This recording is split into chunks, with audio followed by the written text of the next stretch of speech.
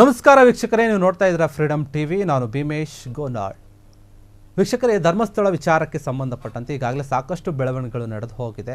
ಆದರೆ ಈ ಒಂದು ವಿಚಾರದಲ್ಲಿ ತುಂಬ ಮುಖ್ಯವಾದ ವ್ಯಕ್ತಿಯಾಗಿರುವಂಥದ್ದು ಮಾಸ್ಕ್ ಮ್ಯಾನ್. ಏನೀತ ನಾನು ಈ ಒಂದು ಘಟನೆಯಲ್ಲಿ ನೂರಾರು ಶವಗಳನ್ನು ಹೂತಾಗಿದ್ದೇನೆ ಧರ್ಮಸ್ಥಳದ ಸುತ್ತಮುತ್ತಲಿನ ಭಾಗದಲ್ಲಿ ಅಂತ ಹೇಳ್ಕೊಂಡು ಏನು ಬಂದ, ಆವಾಗಿಂದ ಈ ಒಂದು ವಿಚಾರ ಒಂದು ರಾಷ್ಟ್ರ ಮಟ್ಟಕ್ಕೆ ಹೋಯಿತು.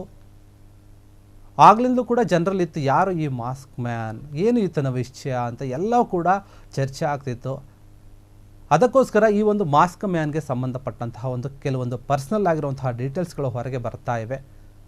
ಈತ ನೂರಾರು ಶವಗಳನ್ನು ಹೂತಾಕಿರುವಂತಹ ಒಂದು ಆರೋಪವನ್ನು ಮಾಡಿ ಧರ್ಮಸ್ಥಳ ಪ್ರಕರಣವನ್ನು ರಾಷ್ಟ್ರ ಮಟ್ಟಕ್ಕೆ ಏರಿಸಿದಂತಹ ವ್ಯಕ್ತಿ.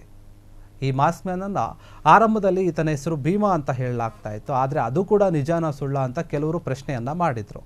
ಯಾರಿಗೂ ಕೂಡ ಈತ ಯಾರು ಅನ್ನೋದು ಸರಿಯಾಗಿ ಗೊತ್ತಿರಲಿಲ್ಲ. ಯಾಕಂದರೆ ಈತ ಬರುವಾಗ ಫುಲ್ಲು ದೇಹವನ್ನು ಕವರ್ ಮಾಡಿಕೊಂಡು ಮುಖಕ್ಕೆ ಮಾಸ್ಕ್ ಹಾಕ್ಕೊಂಡು ಎಲ್ಲರ ಮುಂದೆ ಕಾಣಿಸ್ಕೊಂಡಿದೆ. ಹೀಗಾಗಿ ಈ ಮಾಸ್ಕ್ ಮ್ಯಾನ್ ಯಾರು ಎನ್ನುವಂತಹ ಒಂದು ಬಗ್ಗೆ ಸಾಕಷ್ಟು ಚರ್ಚೆ ಆಗ್ತಾ ಇದ್ರು. ಆದರೆ ಇದೀಗ ಈ ಮಾಸ್ಕ್ ಮ್ಯಾನ್ಗೆ ಸಂಬಂಧಪಟ್ಟಂಗೆ ಈತ ಯಾರು, ಏನು, ಎಲ್ಲಿಂದ ಬಂದವನು ಅನ್ನುವಂತಹ ವಿಚಾರಗಳು ಈಗ ಒಂದೊಂದೇ ಹೊರಗೆ ಬರ್ತಾ ಇವೆ. ಯಾಕಂದರೆ ಈತನ ಬಗ್ಗೆ ಆತನ ಜೊತೆ ಇದ್ದವರು, ಸಂಬಂಧಪಟ್ಟವರೇ ಈಗ ಮಾತನಾಡೋಕ್ಕೆ ಶುರು ಮಾಡಿದ್ದಾರೆ. ಇಷ್ಟು ದಿನ ಸುಮ್ಮನೆ ಇದ್ದರು. ಏನು SIT ತನಿಖೆ ಆಗಿ SIT ಅವರು ಎಲ್ಲಿ ತೋರಿಸಿದಂತಹ ಎಲ್ಲ ಜಾಗಗಳು ಅಗದು ನೋಡಿದಾಗ ಅಲ್ಲಿ ಏನು ಸಿಗಲಿಲ್ಲ ಅನ್ನೋವಂಥ ವಿಚಾರ ಗೊತ್ತಾದಾಗ ಕೇವಲ ಪಾಯಿಂಟ್ ನಂಬರ್ 6ರಲ್ಲಿ ಮಾತ್ರ ಕೆಲವೊಂದು ಅವಶೇಷಗಳು ಸಿಕ್ತು. ತಲೆಬುರುಡೆ ಅಥವಾ ಏನದು ಅಸ್ಥಿಪಂಜರಕ್ಕೆ ಸಂಬಂಧಪಟ್ಟಂಥ ಕೆಲವೊಂದು ಸಿಕ್ತು, ಒಂದು ಮೂಳೆಗಳು ಅಂತ ಹೇಳಿದಾಗ ಈ ವಿಚಾರ ಎಲ್ಲೋ ಬೇರೆ ಕಡೆ ಹೋಗ್ತಾ ಇದೆ. ಏನೋ ಮಾಸ್ಕ್ ಮ್ಯಾನ್ ಮೇಲೆ ಸಂಶಯ ಹುಟ್ಟುಗಂತು ಎಲ್ರಿಗೂ ಕೂಡ. ಈತ ಯಾರಿರ್ಬೋದು ಏನು ಅಂತ ನೋಡಿದಾಗ ಈ ಮಾಸ್ಕ್ ಮ್ಯಾನ್ಗೆ ಸಂಬಂಧಪಟ್ಟಂತೆ ಈಗಾಗಲೇ ಕೆಲ ದಿನಗಳ ಹಿಂದೆ ಆತನ ಸ್ನೇಹಿತ ಕೂಡ ಒಬ್ಬರು ಮಾತನಾಡಿದರು.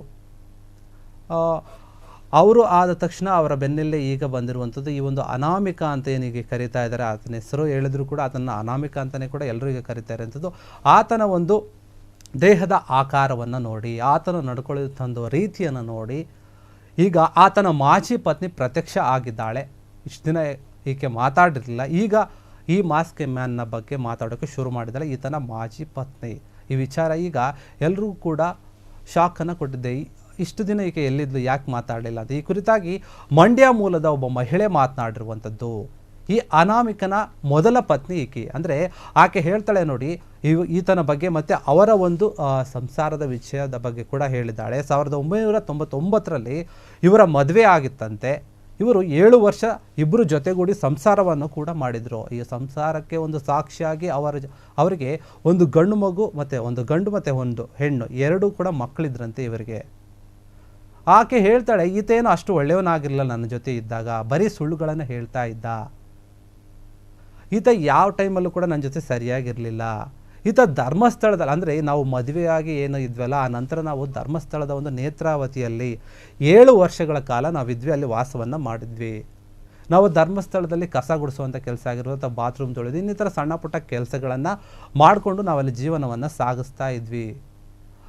ಆದರೆ ಈಗ ಈತ ಆ ಒಂದು ಭಾಗದಲ್ಲಿ ನೂರಾರು ಶವಗಳನ್ನು ಹೂತಾಕಿದ್ದೇನೆ ಅಂತ ಹೇಳ್ತಾನೆ. ಆದರೆ ನನ್ನ ಜೊತೆ ಸಂಸಾರ ಮಾಡುವಾಗ ಯಾವುದೇ ರೀತಿಯಾದ ಈ ಒಂದು ವಿಚಾರಗಳನ್ನು ಈತ ನನಗೆ ಹೇಳಿರಲಿಲ್ಲ. ಈತ ಈಗ ಹೇಳ್ತಿರುವಂಥ ವಿಚಾರ ಕೂಡ ಎಲ್ಲ ಸುಳ್ಳಾಗಿದೆ ಅನಿಸುತ್ತೆ. ಯಾಕಂದರೆ ಈತ ದುಡ್ಡಿನ ಆಮಿಷಕ್ಕೆ ಒಳಗಾಗಿ ಈಗ ಏನಾದರೂ ಮಾಡ್ತಿರಬಹುದು ಎನ್ನುವಂತಹ ವಿಚಾರಗಳನ್ನು ಮಾಜಿ ಒಂದು ಹೆಂಡತಿ ಏನಿದ್ದಾಳೆ, ಈತನ ಮೊದಲ ಹೆಂಡತಿ, ಈ ವಿಚಾರಗಳನ್ನು ಬಿಚ್ಚಿಟ್ಟಿರುವಂಥದ್ದು ಈಗ. ಇನ್ನು ಈತನ ಬಗ್ಗೆ ಮುಂದುವರಿಸ್ತಾ ಆಕೆ ಹೇಳ್ತಾಳೆ, ಆತ ನನಗೆ ಆ ಸಮಯದಲ್ಲಿ ಆತ ನನ್ನ ಜೊತೆ ಇದ್ದಾಗ ಆತ ನನಗೆ ಹೊಡೆಯೋದು ಬಡಿಯೋದು ಮಾಡ್ತಾ ಇದ್ದ, ಹಿಂಸೆಯನ್ನು ಕೊಡ್ತಾ ಇದ್ದ.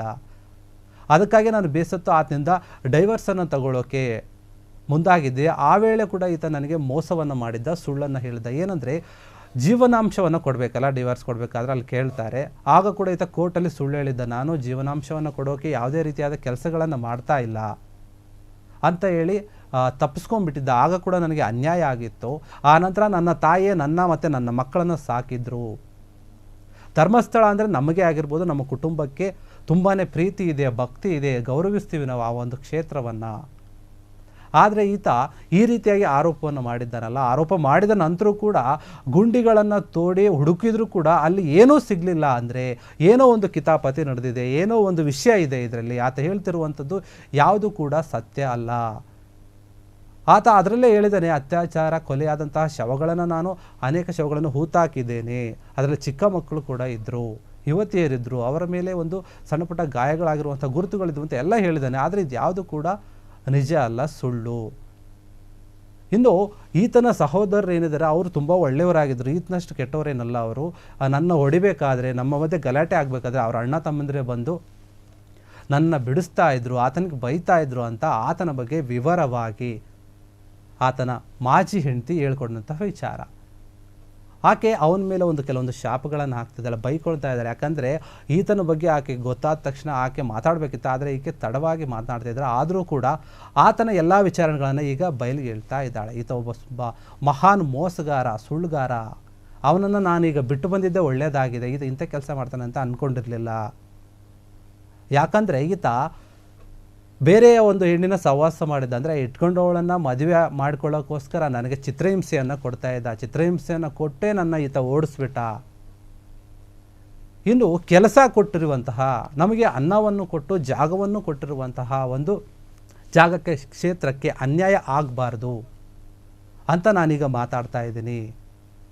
ಈತೇನಾದರೂ ಆಕೆ ಏನು ಇನ್ನೊಬ್ಬರ ಒಂದು ಹೆಣ್ಣಿನ ಸಹವಾಸ ಮಾಡಿದ್ನಲ್ಲ, ಆಕೆಯ ಒತ್ತಡಕ್ಕೆ ಏನಾದರೂ ಮಣಿದ್ನ ಅಥವಾ ಆಮಿಷಕ್ಕೆ ಒಳಗಾಗಿ ಏನಾದರೂ ಈ ಥರ ಮಾಡ್ತಾ ಇದ್ದಾನ, ದೇವಸ್ಥಾನದ ಹೆಸರನ್ನು ಕೆಡಿಸುತ್ತಿರುವಂಥ ಇವನೇನಿದಾನಲ್ಲ, ಇವನು ಹಾಳಾಗಿ ಹೋಗ್ಬಿಡ್ಬೇಕು, ಒಂದು ವೇಳೆ ಇವನು ಸತ್ತೋದ್ರೂ ಕೂಡ ನಾನು ಆಗಲಿ ನನ್ನ ಮಕ್ಕಳಾಗಿ ನೋಡೋಕೆ ಕೂಡ ಬರಲ್ಲ ಅಂತ ಹೇಳಿ ಆಕೆಯಲ್ಲಿದ್ದಂತಹ ಒಂದು ಕೋಪವನ್ನು ಆಕೆ ಹೇಳ್ಕೊಂಡಿದ್ದಾಳೆ. ಈ ಮಾಸ್ಕ್ ಮ್ಯಾನ್ ಏನಿದ್ದಾನೆ, ಆ ಮಾಸ್ಕ್ ಮ್ಯಾನ್ ಬಗ್ಗೆ ಮಾತಾಡಿದ್ದಾಳೆ. ಅದೇನು ಅಷ್ಟೊಂದು ಒಳ್ಳೆಯವನಾಗಿರಲಿಲ್ಲ. ಪದೇ ಪದೇ ಇದೇ ಮಾತುಗಳನ್ನು ಆಕೆ ಪ್ರಸ್ತಾಪ ಮಾಡಿ ಹೇಳಿರುವಂಥದ್ದು. ಅವರ ಮನೆಯವರು ಏನಾಗಿದ್ದಾರೆ, ನಾನು ಈತನನ್ನು ಮೊದಲ ಬಾರಿಗೆ ಟಿ ವಿಯಲ್ಲಿ ನೋಡಿದಾಗೆ ಈತ ನನಗೆ ಗೊತ್ತಾಗ್ಬಿಡ್ತು, ಈತ ಇವನೇ ನನ್ನ ಗಂಡ ಅಂತಲೇ ನನಗೆ ಗೊತ್ತಾಯಿತು. ಆತನ ದೇಹ ಅಂದರೆ ಹಾವಭಾವಗಳನ್ನು ನೋಡಿ ನಾನು ತಿಳ್ಕೊಂಡೆ. ಅದಕ್ಕೋಸ್ಕರ ನಾನೀಗ ಇವತ್ತು ಆತನ ಬಗ್ಗೆ ಇಷ್ಟು ದಿನ ನನ್ನ ಮನಸ್ಸಲ್ಲಿ ಇಟ್ಕೊಂಡಿದ್ದಂತಹ ಎಲ್ಲ ಒಂದು ಸತ್ಯವನ್ನು ಹೊರಗೆ ಹಾಕ್ತಾ ಇದ್ದೀನಿ, ಆತನ ಬಗ್ಗೆ ಜನಗಳಿಗೆ ಗೊತ್ತಾಗಬೇಕು ಅಂತ ಹೇಳಿ ಈಗ ಈತನ ಬಗ್ಗೆ ಎಲ್ಲ ವಿಷಯಗಳನ್ನು ಬಹಿರಂಗಪಡಿಸ್ತಾ ಇದ್ದಾಳೆ. ಮಂಡ್ಯ ಮೂಲದ ಒಬ್ಬ ಹೆಂಗಸು, ಆತನ ಹೆಂಡತಿ ಅಂತ ಹೇಳ್ಕೊಳ್ತಾ ಇದ್ದಾಳೆ ಈಕೆ. ಇದರ ಎಷ್ಟು ಮಟ್ಟಿಗೆ ಸತ್ಯ ನಿಜ ಅನ್ನೋದು ಕೂಡ ಗೊತ್ತಾಗುತ್ತೆ ಇನ್ನು ಕೆಲವು ದಿನಗಳಲ್ಲಿ. ಇನ್ನು ಇದೇ ವಿಚಾರಕ್ಕೆ ಸಂಬಂಧಪಟ್ಟಂತೆ ಕಳೆದ ಕೆಲ ದಿನಗಳ ಹಿಂದೆ ಬಳ್ಳಾರಿ ಶಾಸಕ ಅಂದರೆ ಗಂಗಾವತಿಯಲ್ಲಿ ಶಾಸಕ ಇರುವಂತಹ ಜನಾರ್ದನ್ ರೆಡ್ಡಿ ಅವರು ಈ ಒಂದು ಮಾಸ್ಕ್ ಮ್ಯಾನ್ ಬಗ್ಗೆ ಒಂದು ಮಾತನ್ನು ಹೇಳಿದ್ರು. ಏನಂತಂದರೆ, ಈ ವ್ಯಕ್ತಿ ತಮಿಳುನಾಡಿನ ಮೂಲದ ವ್ಯಕ್ತಿ ಅಂತ ಹೇಳಿದರು. ಆದರೆ ಇದೇ ವಿಚಾರವಾಗಿ ಕೆಲ ಜನರು ಕೂಡ ಮಾತನಾಡಿದ್ದಾರೆ. ಮಂಡ್ಯದ ಮೂಲದ ವ್ಯಕ್ತಿಗಳು ಏನಂತಾರೆ ಅಂತಂದರೆ, ಈತ ತಮಿಳುನಾಡಿನ ವ್ಯಕ್ತಿ ಅಲ್ಲ, ಮಂಡ್ಯ ಮೂಲದವನೇ ಈತ, ನಮ್ಮ ಗ್ರಾಮಸ್ಥದ ಒಂದು ವ್ಯಕ್ತಿ ಈತ ಅಂತ ಹೇಳಿಬಿಟ್ಟು ಆ ಗ್ರಾಮಕ್ಕೆ ಸಂಬಂಧಪಟ್ಟಂಥ ಕೆಲವು ವ್ಯಕ್ತಿಗಳು ಅಂದರೆ ನಿಂಗರಾಜು ಮತ್ತು ಶಂಕರೇಗೌಡ ಎನ್ನುವಂಥವರು ಈ ಬಗ್ಗೆ ಕೂಡ ಮಾಹಿತಿಯನ್ನು ನೀಡಿದ್ದಾರೆ. ಈ ಒಂದು ಮಾಸ್ಕ್ ಮ್ಯಾನ್ಗೆ ಸಂಬಂಧಪಟ್ಟಂತಹ ಕೆಲವೊಂದು ವಿಚಾರಗಳನ್ನು ಅವರು ಕೂಡ ಹಂಚಿಕೊಂಡಿರುವಂಥದ್ದು. ಈ ದೂರುದಾರ ಏನಿದಾನಲ್ವ, ಈತ ಮಂಡ್ಯ ಮೂಲದವನೇ, ಈತ ಹುಟ್ಟಿ ಬೆಳೆದಿದ್ದು ಕೂಡ ಎಲ್ಲ ಕೂಡ ನಮ್ಮ ಗ್ರಾಮದಲ್ಲೇ, ನಮ್ಮ ಜೊತೆಗೆ ಬೆಳೆದಂತಹ ವ್ಯಕ್ತಿ. ಇನ್ನು ಧರ್ಮಾಧಿಕಾರಿ ಬಗ್ಗೆ ಈತ ಏನು ಹೇಳ್ತಾ ಇದ್ದಾನಲ್ಲ, ಅಥವಾ ಧರ್ಮಸ್ಥಳ ಕ್ಷೇತ್ರದಲ್ಲಿ ನಡೆದಿದೆ ಅನ್ನೋದ ಒಂದು ಏನು ಘಟನೆಗಳಿದೆ, ನೂರಾರು ಶವಗಳನ್ನು ಹೂತಾಕಿದ್ದೀನಿ ಅಂತ ಏನು ಆರೋಪ ಮಾಡಿದ, ಅದೆಲ್ಲ ಕೂಡ ಸುಳ್ಳು. ಈತ ಮೊದಲಿಂದ ಕೂಡ ಒಬ್ಬ ಸುಳ್ಳುಗಾರ ಆಗಿದ್ದ. ಈತ 25 ವರ್ಷಗಳ ಹಿಂದೆ ನಮ್ಮೂರಲ್ಲೇ ಇದ್ದ. ಆ ನಂತರ ಈತ ಧರ್ಮಸ್ಥಳಕ್ಕೆ ಹೋಗಿದ್ದ ಈತ ಧರ್ಮಸ್ಥಳದಲ್ಲಿ ಹೋಗಿ ಅಲ್ಲಿ ಕೆಲಸವನ್ನು ಮಾಡ್ತಾ ಇದ್ದ. ನಾವೇನಾದರೂ ಒಂದು ವೇಳೆ ಧರ್ಮಸ್ಥಳಕ್ಕೆ ಹೋದರೆ ಅಲ್ಲಿ ನಮ್ಮನ್ನು ಈತ ಭೇಟಿ ಮಾಡ್ತಿದ್ದ.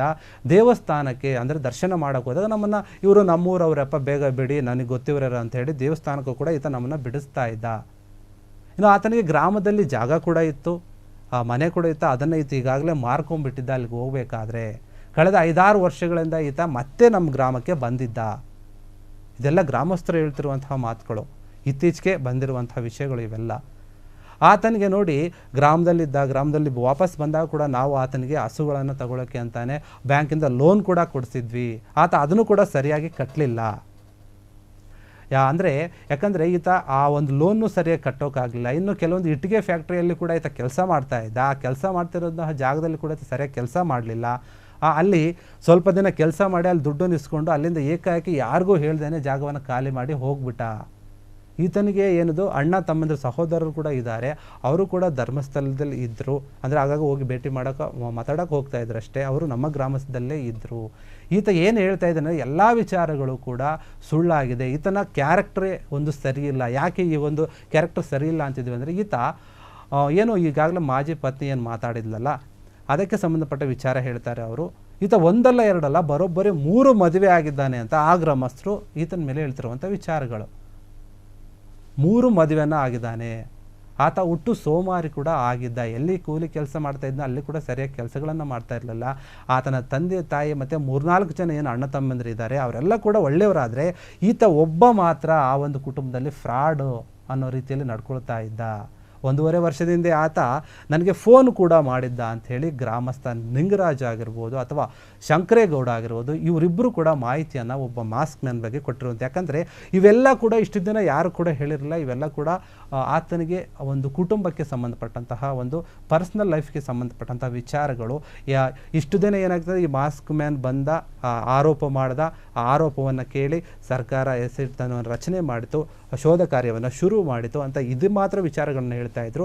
ಆತನ ಬಗ್ಗೆ ಅಷ್ಟೊಂದು ತಲೆ ಕೆಡಿಸ್ಕೊಳ್ಳಿರಲಿಲ್ಲ. ಆದರೆ ಈಗ ಆತನಿಗೆ ಸಂಬಂಧಪಟ್ಟವರೇ, ಆತನ ಗ್ರಾಮಸ್ಥರೇ ಮಾತನಾಡ್ತಾ ಇದ್ದಾರೆ, ಆತನ ಒಂದು ಮಾಜಿ ಹೆಂಡತಿನೇ ಮಾತಾಡ್ತಾ ಇದ್ದಾಳೆ ಅಂತಂದರೆ ಆತನ ವಿಚಾರ ನೋಡಿ, ಆತನ ನಡವಳಿಕೆ ಹೇಗಿದೆ. ಮೊದಲಿಂದ ಕೂಡ ಆತ ಸರಿ ಇರಲಿಲ್ಲ, ಆತ ಸುಳ್ಳು ಮೋಸಗಾರ, ಇದೇ ರೀತಿಯ ಮಾತುಗಳು ಎಲ್ಲರೂ ಹೇಳ್ತಾ ಇದ್ದಾರೆ ಹೊರತು ಯಾರೂ ಕೂಡ ಆತ ಒಳ್ಳೆಯ ವ್ಯಕ್ತಿ, ಈ ಥರ ಕೆಲಸ ಮಾಡತ್ತಲ್ಲ ಅಂತ ಯಾರೂ ಹೇಳಿಲ್ಲ. ಆದರೆ ಆತ ಖುದ್ದಾಗಿ ಹೇಳಿರುವಂಥ ಆರೋಪನೇ ಈಗ ಆತನಿಗೆ ಮುಳುವಾಗಿದೆ.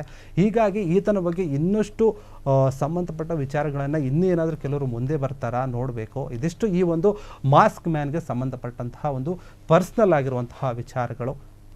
ವೀಕ್ಷಕರೇ, ನೋಡ್ತಾ ಇರಿ ಫ್ರೀಡಮ್ TV, ಇದು ಜನಸಾಮಾನ್ಯರ ಶಕ್ತಿ.